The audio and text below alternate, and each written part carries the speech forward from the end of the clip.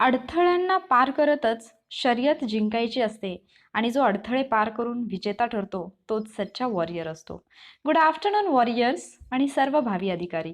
Warrior officer PSI STI ASO या आपल्या educational चॅनलवर आपणा सर्वांचं मनपूर्वक स्वागत आहे. आज आपण आपल्या कंबाईंड एक्झामच्या दृष्टीने अतिशय महत्त्वाचा असणारा असा एक टॉपिक घेणार आहोत, ज्याचं नाव आहे राज्य धोरणाची मार्गदर्शक तत्वे. आणि हा टॉपिक मी तुम्हाला एका स्टोरीच्या स्वरूपामध्ये सांगणार आहे.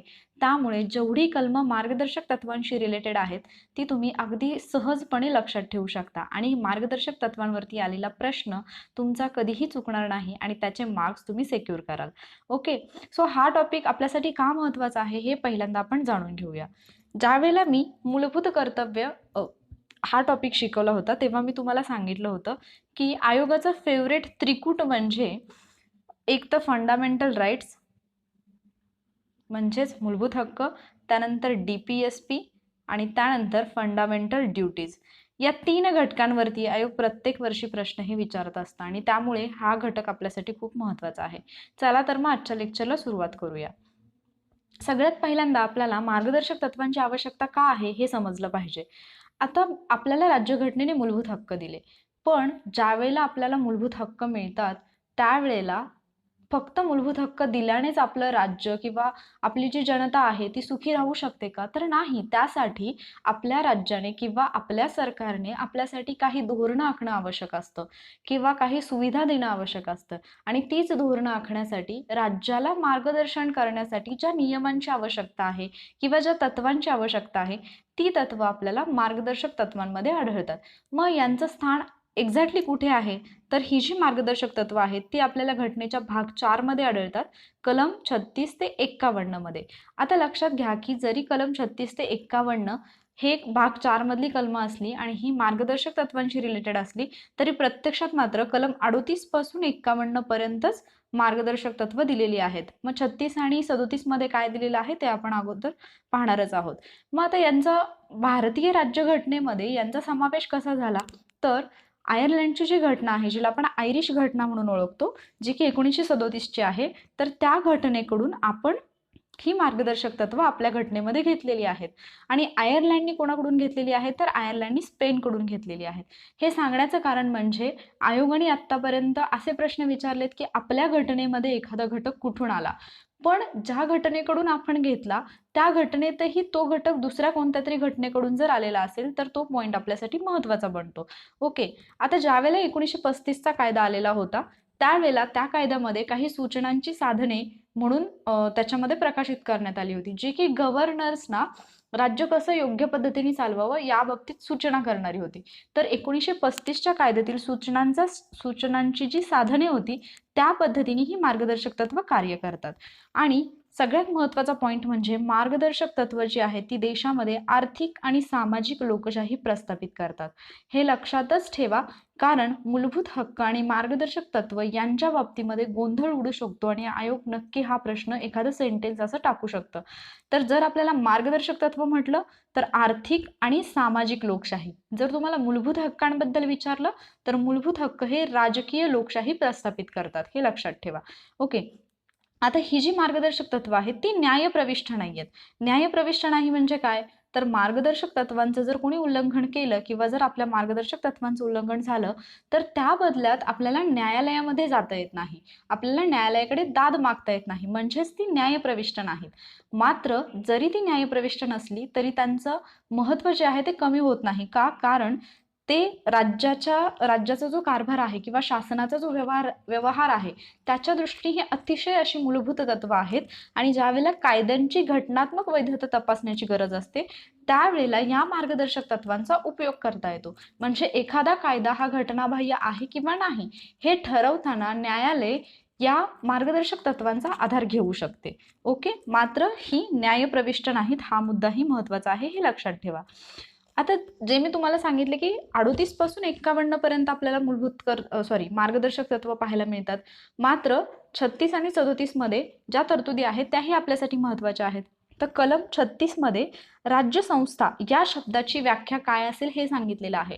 पण राज्यसंस्था या शब्दाची व्याख्या कलम 36 मध्ये मेन्शन नाही केली.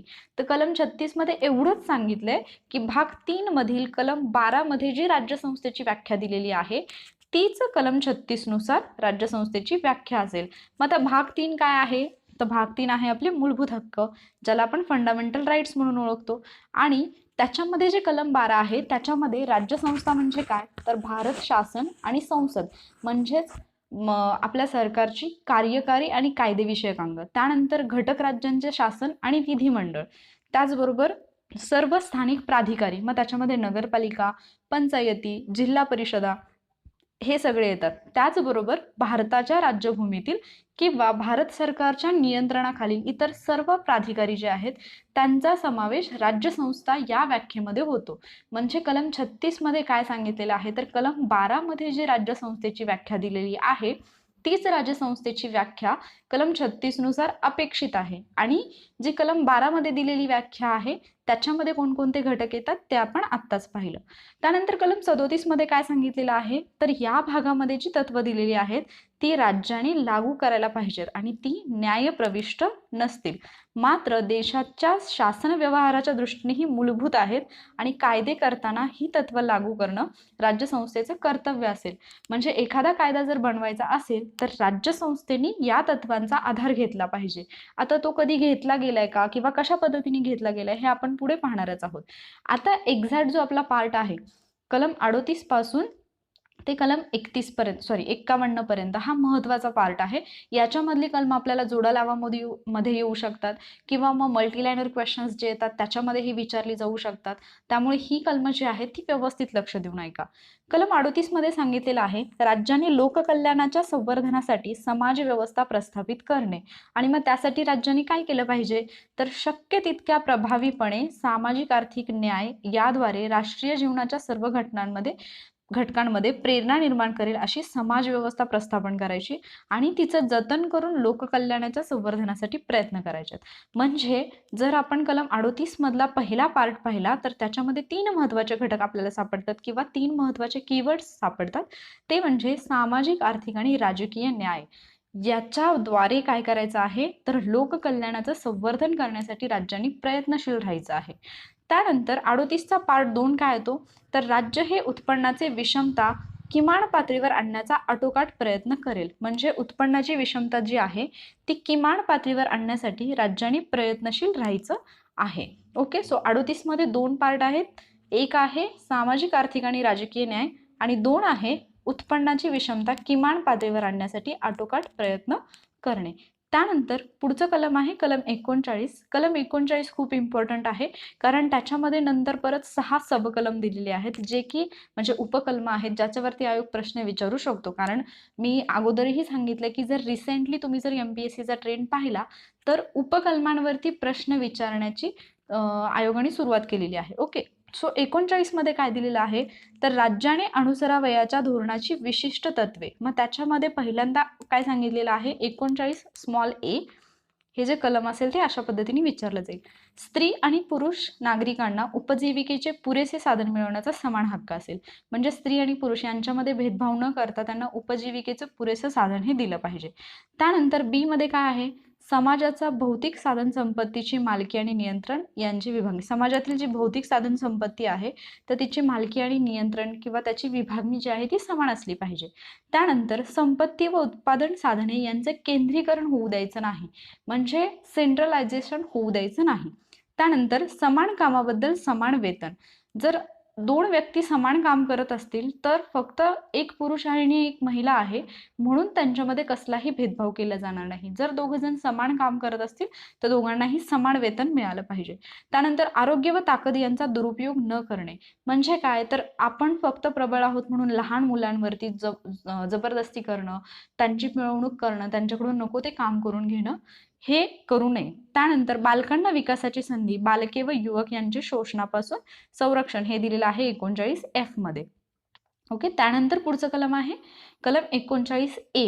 हेही नंतर ऍड करण्यात आलेलं आहे घटनेमध्ये. आपण सगळी कलम जी नंतर ऍड केलेली आहेत तीही पाहणार आहोत. तर 39A मध्ये काय सांगितलेलं आहे, समान न्याय व कायदेविषयक मोफत सहाय्य. आता जर एखादा नागरिक हा अडचणीमध्ये असेल आणि त्याची परिस्थिती, आर्थिक परिस्थिती तेवढी चांगली नसेल, तर त्याला समान न्यायही मिळाला पाहिजे आणि कायदेविषयक त्याला मोफत सहाय्यही मिळालं पाहिजे, यासाठी राज्य प्रयत्नशील राहील. त्यानंतर कलम 40 जे सर्वांचं पाठ असतं आणि खूप इम्पॉर्टंट असं कलम आहे, ते म्हणजे ग्रामपंचायतीचं संघटन, जे की तुम्हाला नंतर 73व्या घटनादुरुस्तीमध्ये सुद्धा आढळून येतं आणि त्यामुळे हा घटक महत्त्वाचा आहे. तर कलम 40 जे आहे ते ग्रामपंचायतीच्या संघटनाशी रिलेटेड आहे. त्यानंतर आहे कलम 41, कामाचा, शिक्षणाचा व विशिष्ट बाबतीत सार्वजनिक सहाय्याचा अधिकार. ओके, कामाचा अधिकार असेल, शिक्षणाचा अधिकार असेल आणि विशिष्ट बाबतीमध्ये जर एखाद्याला सार्वजनिक सहाय्य हवं असेल, म्हणजे बेकारी, वार्धक्य, आजार, विकलांगतेच्या स्थितीमध्ये सार्वजनिक सहाय्याचा हक्क उपलब्ध करून देण्यासाठी राज्य काय करेल, प्रभावी अशी तरतूद करेल, हे सांगितलेलं आहे कलम 41 मध्ये. त्यानंतर कलम 42 मध्ये सांगितलेलं आहे कामाची न्याय्य व मानवीय स्थिती व प्रसूती सहाय्य. आता ज्या ठिकाणी एखादी व्यक्ती काम करत आहे, तर त्या ठिकाणची जी परिस्थिती आहे ती त्याच्या आरोग्यास घातक अशी असली नाही पाहिजे. म्हणजे त्या ठिकाणी योग्य त्या सुविधा मिळाल्या पाहिजेत, त्यांच्या आरोग्याला अपायकारक होतील अशा गोष्टी नसायला पाहिजेत. म्हणजे आपण सफाई कामगार वगैरे पाहतो, तर त्यांच्या शरीराची काळजी घेण्यासाठी जी योग्य अशी आवश्यक अशा ज्या गोष्टी असतात, जी साधनं असतात, ती त्यांना अवेलेबल करून देणं हे राज्य संस्थेचं कर्तव्य असेल.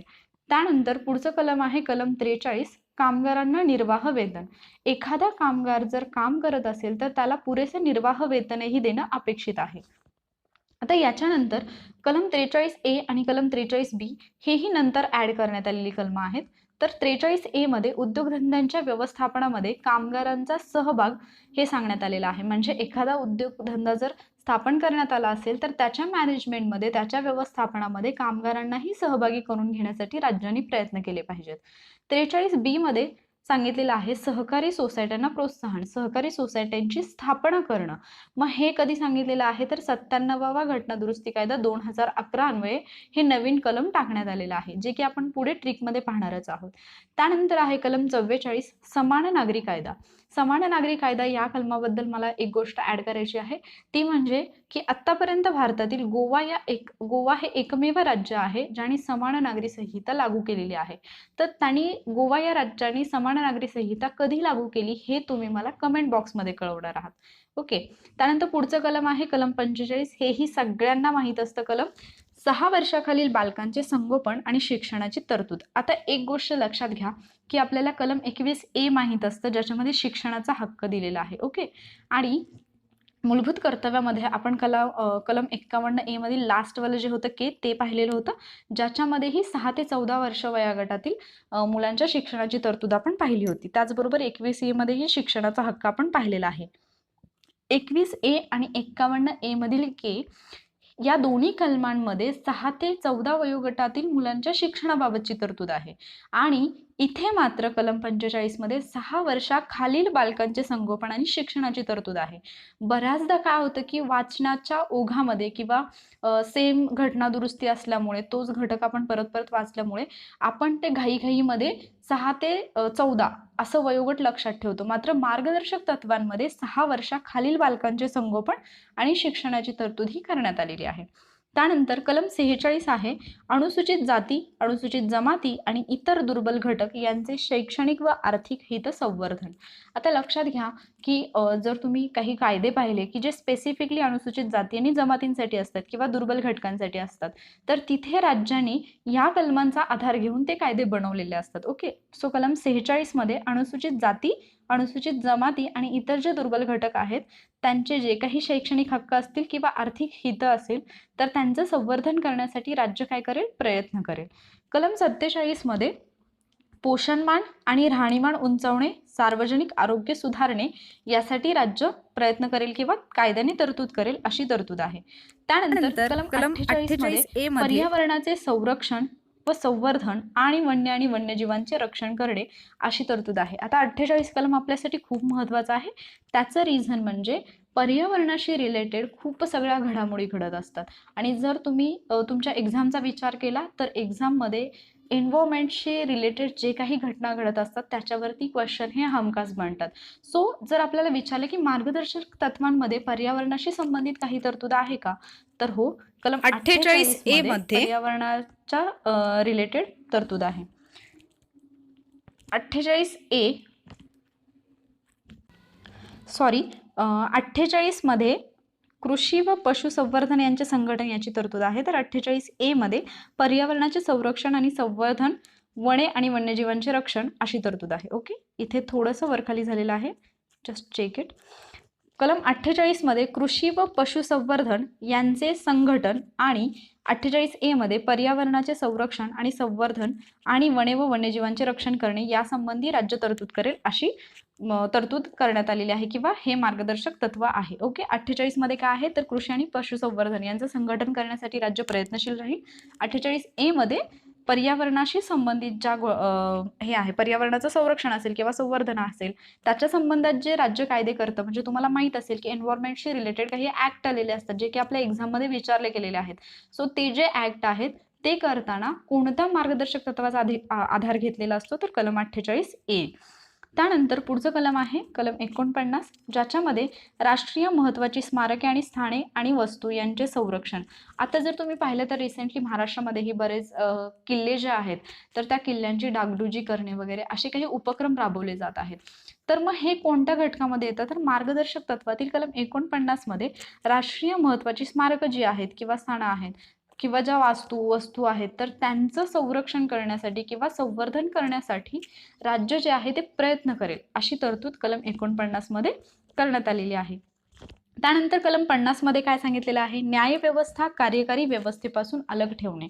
जर भारतामध्ये तुम्ही पाहिलं तर न्यायव्यवस्था सेपरेट आहे आणि आपली कार्यकारी व्यवस्था म्हणजे जी आपली संसद असते, राज्यसभा आहे, लोकसभा आहे, हे कम्प्लिटली सेपरेट आहे. तर त्याची तरतूद ही कशामध्ये आहे कलम 50 मध्ये आहे. आणि मी आणखी एक कलम तुम्हाला सांगितलं होतं जे निवडणूक आयोगाशी संबंधित होतं, जिथे न्यायालयीन हस्तक्षेपाला मनाई करण्यात आली होती निवडणूक विषयक बाबींमध्ये. तर ते कलम कोणतं आहे ते तुम्ही मला कमेंट बॉक्समध्ये लिहून सांगायचं आहे. म्हणजे तुम्ही जे आत्तापर्यंत केलेला अभ्यास आहे तो तुमच्या किती लक्षामध्ये आहे हे मलाही समजेल. ओके, सो निवडणूक आयोग जो आपण पाहिला त्याच्यामध्ये सुद्धा आपण न्यायालयीन हस्तक्षेपाला मनाई हा घटक पाहिलेला होता. तर ती गोष्टही तुम्ही कमेंट बॉक्समध्ये मेन्शन करा. त्यानंतर कलम 51 आहे आंतरराष्ट्रीय शांतता व सुरक्षा यांचे संवर्धन करणे.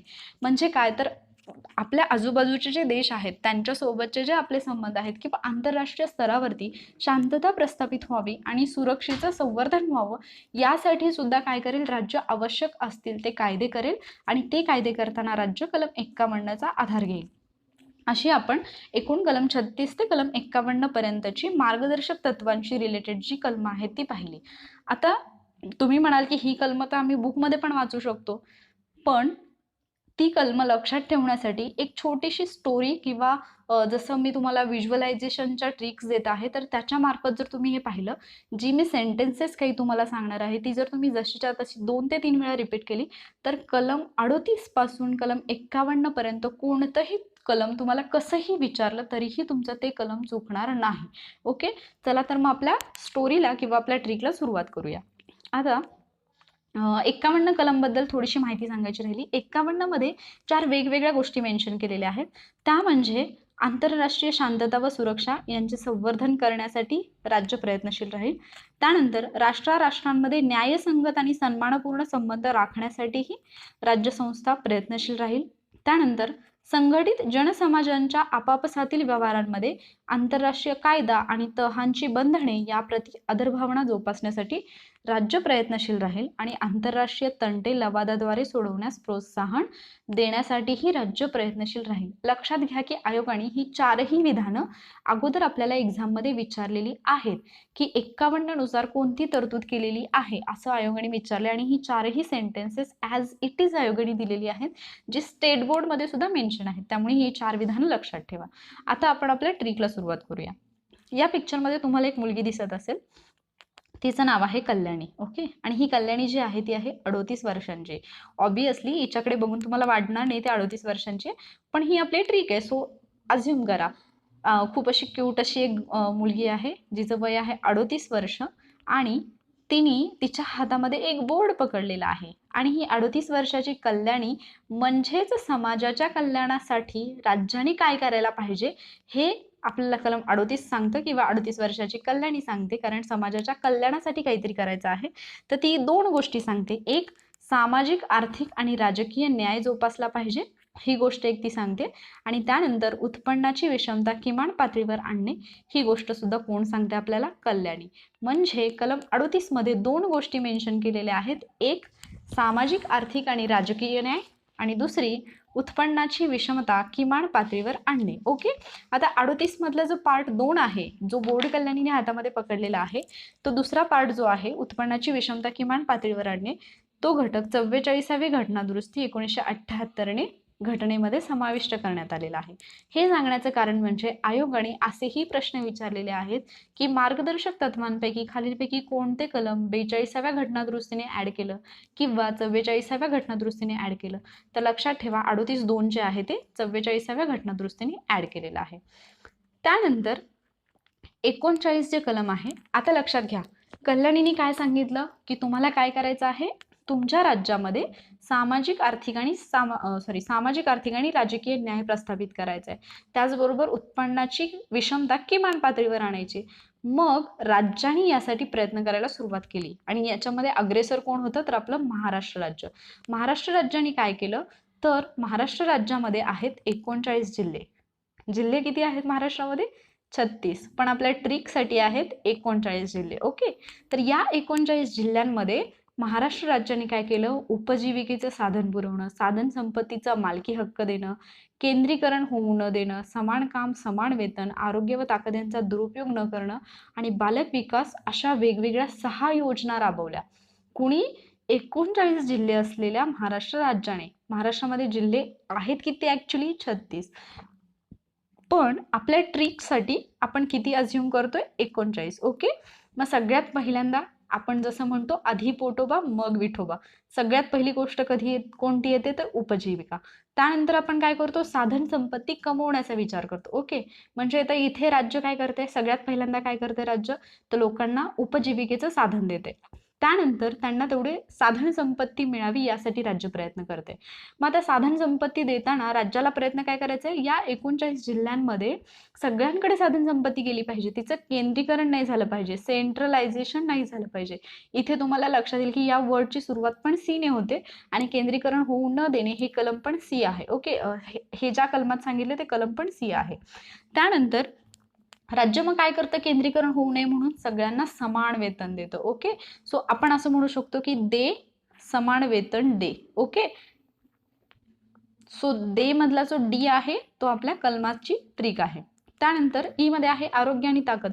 मग आता ज्या वेळेला समान वेतन आणि समान काम द्यायचं त्यावेळेला राज्य सगळ्यांना काय बजावतं की जरी तुमच्याकडे ताकद असेल, जरी तुम्ही स्ट्रॉंग असाल तरी सुद्धा तुम्ही इथे ताकद आजमावायची नाही. राज्याने जेवढं दिलेलं आहे तेवढंच प्रत्येकाने घ्यायचं आहे. आणि मग शेवटी जी फणी बालकं आहेत, फणी एफ फॉर फणी मुलं आहेत, त्यांच्या विकासासाठी सुद्धा राज्य काय करतं, प्रयत्न करतं. आणि ही तरतूद केली 42वी घटना दुरुस्ती 1976ने. ओके. सो कलम 39 लक्षात राहील, नक्कीच राहील. ही ट्रिक फक्त तुम्ही व्यवस्थित समजून घ्या.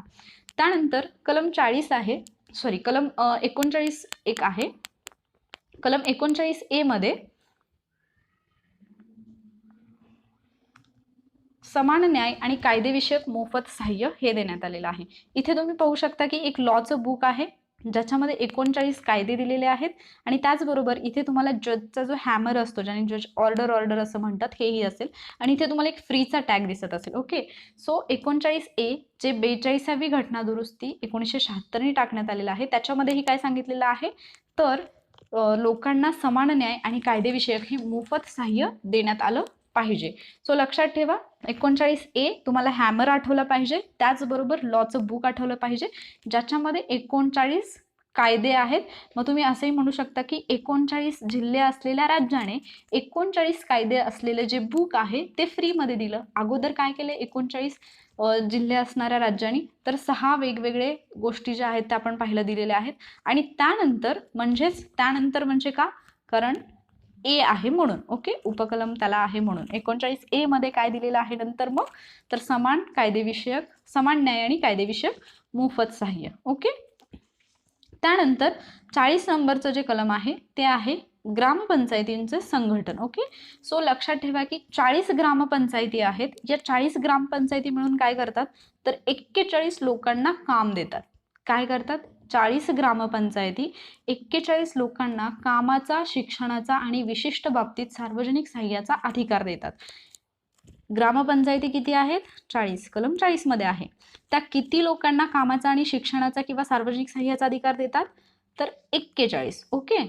आणि ज्या ठिकाणी हे लोक काम करतात त्या ठिकाणी या ग्रामपंचायती 42 फॅसिलिटीज किंवा 42 सुविधा देतात. म्हणजेच कामाच्या ठिकाणी सर्व सुविधा देणारा कलम कोणता आहे कलम 42. ओके. कारण आपण काय पाहिलं की कामाच्या ठिकाणी किती सुविधा दिलेल्या आहेत ग्रामपंचायतीने 42. आता लक्षात घ्या 40 ग्रामपंचायती आल्या, 41 लोकांना काम दिलं, 42 त्यांना सुविधा दिल्या, पण त्यांचं पेमेंट पण तर द्यायला पाहिजे. मग त्यांचं पेमेंट किती देते ग्रामपंचायत तर 43,000. आता इथे तुम्हाला डॉलरमध्ये पेमेंट दिसेल पण ते जर तुम्ही रुपीजमध्ये कन्वर्ट केलं तर ते 43,000 रुपये होईल. ओके. ही ट्रिक आहे जस्ट, सो जास्त कॅल्क्युलेशनमध्ये पडू नका. तर 43,000 रुपये सॅलरी म्हणजे निर्वाह वेतन, कामगारांना निर्वाह वेतन जे आहे ते 43,000 रुपये म्हणजेच 43वा कलम जे आहे ते कामगारांना निर्वाह वेतन देण्याशी संबंधित आहे. 43A मध्ये काय आहे मग तर आता या ज्या कामगारांना निर्वाह वेतन दिलं त्यांचा सुद्धा आपल्याला काय करायचं आहे सहभाग घ्यायचा आहे. कशामध्ये उद्योगधंद्यांच्या व्यवस्थापनामध्ये. आणि त्यानंतर 43B ला आपल्याला काय करायचं आहे तर सहकारी सोसायट्यांची स्थापना करायची आहे. लक्षात घ्या 40 ग्रामपंचायतींनी 41 कामं दिली, 42 सुविधा दिल्या, 43,000 रुपये वेतन दिले, 43A मध्ये या कामगारांचा सहभाग घेतला आणि 43B मध्ये सहकारी सोसायट्यांची स्थापना केली. हे वाक्य जर तुम्ही ॲज इट इज 2 ते 3 वेळा म्हटला तर कलम 40 पासून कलम 43B पर्यंतचं एकही कलम तुमचं चुकणार नाही. ओके. 40 ग्रामपंचायतींनी 41 कामं दिली, 42 सुविधा दिल्या, 43,000 रुपये वेतन दिलं, 43A मध्ये कामगारांचा सहभाग घेतला आणि 43B मध्ये कामगारांच्या सहभागाने सहकारी सोसायट्यांची स्थापना केली किंवा सहकारी सोसायट्यांना प्रोत्साहन दिलं. ओके. त्यानंतर कलम 44 एक समान दिलेला आहे मी का कारण 4 आणि 4 हे दोन्ही अंक समान आहेत म्हणजेच समान नागरी संहितेसाठीचं कलम आहे कलम 44. ओके. 4 आणि 4 एक समान आहेत म्हणजेच एकरूप नागरी संहिता किंवा समान नागरी संहिता. त्यानंतर कलम 45 मी मगाशी सांगितले की ही विसरून जाण्यासारखं कलम नाहीये. तर 86वी घटना दुरुस्तीने ऍड करण्यात आलेलं जे की 6 वर्षांखालील बालकांचं संगोपन आणि शिक्षण याच्याशी रिलेटेड आहे. त्यानंतर कलम 46 मध्ये सांगितलेलं आपण SC ST आणि दुर्बल घटक यांचे शैक्षणिक आणि आर्थिक हित संवर्धन. 47 मध्ये पाहिलं होतं आपण की पोषणमान, राहणीमान उंचवायचं आणि सार्वजनिक आरोग्य सुधारायचं यासाठी काय करेल राज्य प्रयत्नशील राहील. म्हणजे 46 SC ST लोक आहेत त्यांच्यासाठी 47 आरोग्य सुविधांनी पोषणमान त्यांचं उंचवायचं आहे त्यासाठी राज्य काय करेल प्रयत्नशील राहील. 46 SC ST लोकांच्या आरोग्य सुविधा 46 SC ST लोकांसाठी 47 आरोग्य सुविधा ज्या आहेत ते राज्य काय करत आहे प्रोव्हाइड करत आहे. ओके. त्यानंतर पुढचं कलम आहे 48, 49, 50 आणि 51. आता ही कलमं कशी लक्षात ठेवायची तर 48 पशु आहेत आपल्याकडे म्हणजे पशुसंवर्धन आणि वन्यजीव संवर्धन. 48 पशु आहेत त्यांना आपण काय करतो एका पर्यावरणात. आता एका म्हटलं कारण 48A मध्ये पर्यावरण संवर्धन आहे. ओके. 48 पशूंना एका पर्यावरणामध्ये न्यायचं आणि 49 नंबरचं जे स्मारक आहे त्या स्मारकामध्ये ठेवायचं. 48 पशूंचं संवर्धन करण्यासाठी एका पर्यावरणामध्ये नेऊन त्यांना 49 नंबरच्या स्मारकामध्ये ठेवायचं आहे. ओके. हे ॲज इट इज सेंटेन्स म्हणा तुमचं लगेच पाठ होऊन जाईल. त्यानंतर आता या पशूंना काय केलं 48 पशूंना आपण उचललं एका पर्यावरणामध्ये नेलं आणि 49 नंबरच्या स्मारकामध्ये ठेवलं. मग आपल्याकडचे जे न्यायाधीश आहेत त्यांना तर आपण सांगितलेलं आहे की तुम्ही कार्यकारी व्यवस्थेपासून अलग राहायचं आहे. मग आपल्याकडचे 50 न्यायाधीश काय करतात आंतरराष्ट्रीय शांततेसाठी 51 नंबरची बस पकडतात आणि दुसऱ्या कंट्रीमध्ये निघून जातात. ॲक्च्युली बसने दुसऱ्या कंट्रीमध्ये जाता येत नाही पण ही आपली ट्रिक आहे. ओके. सो 50 न्यायाधीश जे आहेत ते आंतरराष्ट्रीय शांततेसाठी आणि आंतरराष्ट्रीय सुरक्षेसाठी 51 नंबरच्या बसने निघून जातात. ओके. सो मला वाटतं की ही जी ट्रिक आहे ती तुम्हाला समजली असेल. 38 वर्षांची कल्याणी होती जिने 2 गोष्टी सांगितल्या सामाजिक आर्थिक आणि राजकीय न्याय त्यानंतर विषमता जी आहे ती किमान पातळीवरती आणायची आहे. त्यानंतर 39 जिल्हे असलेले जे राज्य होतं त्या राज्यांनी काय केलं होतं तर 6 वेगवेगळे कायदे केले होते, ते तुम्ही क्रमाने पाहून घ्या. त्यानंतर 39A म्हणजे 39 कायदे असणारे एक बुक जे आहे ते मोफत पब्लिश केलं होतं किंवा मोफत दिलं होतं, म्हणजे समान न्याय आणि कायदेविषयक मोफत सहाय्य. त्यानंतर 40 ग्रामपंचायतींनी 41 कामं दिली. त्यानंतर 42 सुविधा दिल्या आणि 43,000 रुपये पेमेंट दिलं. 43A नुसार कामगारांचा व्यवस्थापनामध्ये सहभाग घेतला. 43B नुसार सहकारी सोसायट्यांची स्थापना केली. त्यानंतर होतं कलम 44 म्हणजे 4 आणि 4 4 हे 2 आकडे समान आहेत, म्हणजेच समान नागरी संहिता आहे. त्यानंतर कलम 45 जे सर्वांचं पाठ असतं ते म्हणजे 6 वर्षाखालील बालकांचं संगोपन आणि शिक्षणाची तरतूद. त्यानंतर 46 SC आणि STच्या लोकांचं 47 आरोग्य सुविधांनी पोषण मान उंचावलं, म्हणजे 46ला होते SC ST आणि इतर दुर्बल घटक यांचं हित संवर्धन आणि 47ला होतं पोषणमान आणि राहणीमान उंचावणे. त्यानंतर 48 पशूंना म्हणजे कृषी आणि पशुसंवर्धन, 48 पशूंना एका पर्यावरणामध्ये म्हणजे 48A नुसार पर्यावरण संवर्धन, 48 पशूंना एका पर्यावरणामध्ये 49 नंबरच्या स्मारकात ठेवले, म्हणजे 49ला होतं राष्ट्रीय स्मारके आणि स्थाने व वस्तू यांचे संवर्धन. त्यानंतर 50 न्यायाधीश जे आहेत ते आंतरराष्ट्रीय शांततेसाठी 51 नंबरच्या बसने निघून गेले, म्हणजे 50 नुसार न्यायव्यवस्था ही कार्यकारी व्यवस्थेपासून अलग आहे, म्हणूनच तर ते 50 न्यायाधीश निघून गेले. आणि 51 नुसार आहे आंतरराष्ट्रीय शांतता आणि सुरक्षा यांचे संवर्धन करणे. न बघता हे मी ॲज इट इज तुम्हाला 38 पासून 51 पर्यंत सांगितलेलं आहे, जे की तुम्हाला शिकवल्यामुळे माझं आणखी परफेक्ट झालं. सो लक्षात ठेवा की ही जी कलमं आहेत ती तुम्ही एकदा किंवा दोनदा ही स्टोरी जर तुम्ही तुमच्या फ्रेंडला किंवा तुमच्या फॅमिली मेंबरला जर ऐकवली तर ॲज इट इज 38 पासून 51 पर्यंतची कलमं तुमची पाठ होऊन जातील. ओके, सो लक्षात ठेवा मूलभूत हक्क, त्यानंतर मूलभूत कर्तव्य आणि मार्गदर्शक तत्व हे त्रिकूट जे आयोगाचं फेवरेट आहे ते आपल्याला पक्क करायचं आहे. आय थिंक की आजचं लेक्चर जे आहे ते तुम्हाला हेल्पफुल वाटेल. याच्याने तुम्हाला मार्गदर्शक तत्व जे आहेत ती लक्षात ठेवायला मदत होईल आणि तुमचे नक्कीच कंबाईनचा स्कोर खूप चांगला येईल आणि या कंबाईनमध्ये तुम्ही पोस्ट नक्की मिळवाल. जर लेक्चर आवडलं असेल तर लाईक करायला विसरू नका, फ्रेंड्ससोबत तुमच्या शेअर करा आणि असेच लेक्चर्स पाहण्यासाठी चॅनलला सबस्क्राईब करायला विसरू नका. तुम्ही चॅनलला सबस्क्राईब केलं तर तुम्हाला जास्तीत जास्त व्हिडिओज पाहायला मिळतील. त्यामुळे warrior officer PSI SDI ASO या चॅनलला नक्की सबस्क्राईब करा. Thank you warriors.